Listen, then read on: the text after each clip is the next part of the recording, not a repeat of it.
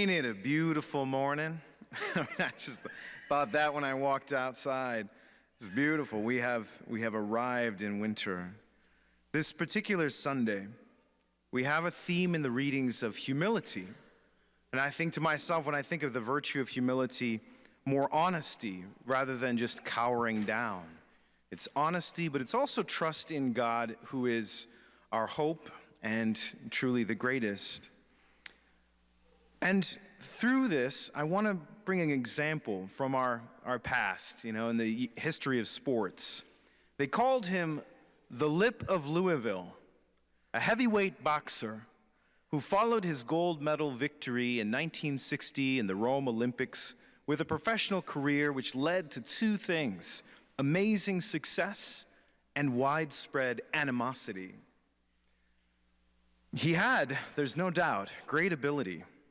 Yet his brash personality and in-your-face kind of banter led many to dislike him greatly. His boasting took the form of a phrase, "I am the greatest." And by this time you might know who I'm talking about, Muhammad Ali. But as time has a way of mellowing us, it seems, Muhammad Ali was no exception to this.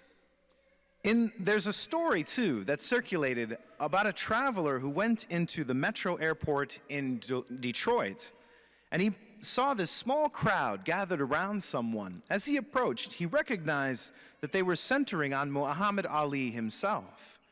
And yet at this point, though, he was afflicted with Parkinson's disease, and he was afflicted with this Parkinson's disease that had robbed him of his gift of gab. He was wordlessly and even humbly handing out pamphlets. Again, just to reiterate, the Parkinson's had robbed him of his gift of gab, and he was wordlessly and even humbly handing out pamphlets. The traveler took one and read the beginning of the message that Muhammad Ali was handing out, and it read this: "God is the greatest." This humble phrase of acknowledging God as the greatest should take shape in all of our lives, but how? How is always the question. How will this be? Well, for most of us, there's so many factors in our lives that we have no control over. So a lot of this will fall into the category of accepting the will of God. Accepting the will of God. And the Lord knew this when he built into the Our Father, that greatest prayer he taught us, the phrase, "Thy will be done." Thy will be done. It is an expression of humility instead of my will be done. It is thy will be done. Your will be done, Lord.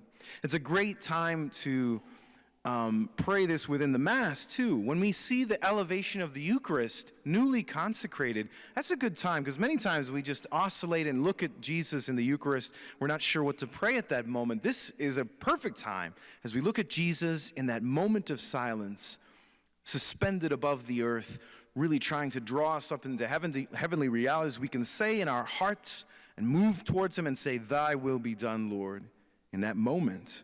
But we struggle against that prayer. If we're really praying that prayer honestly, it's kind of hard. It's hard to say, "Thy will be done." I know that's true for me.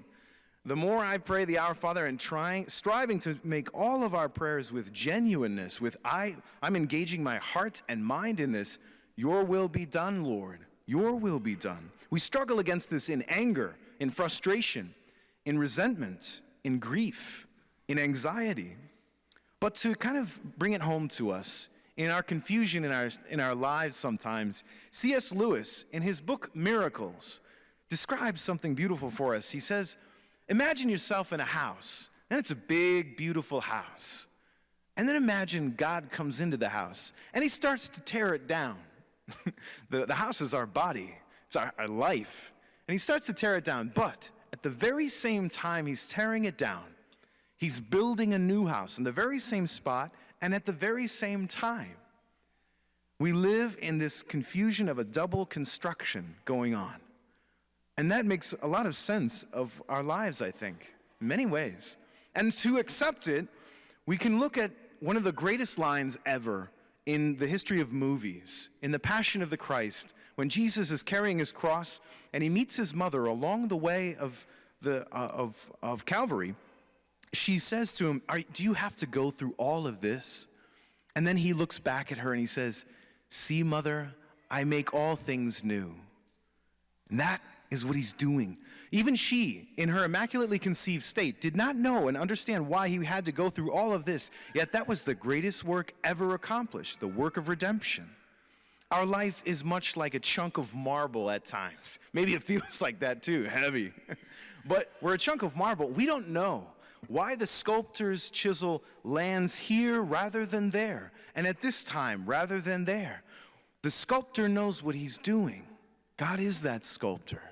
We have only to be humble and to trust him and to accept his will with eagerness, knowing that he knows what he's doing. And leave the past to his mercy and the future to his providence and the present to his love. And we can take as our prayer Mary's fiat as well. Mary, who said at that great mystery of the Annunciation, let it be done according to me, according to your word. And thy will be done, because God is the greatest.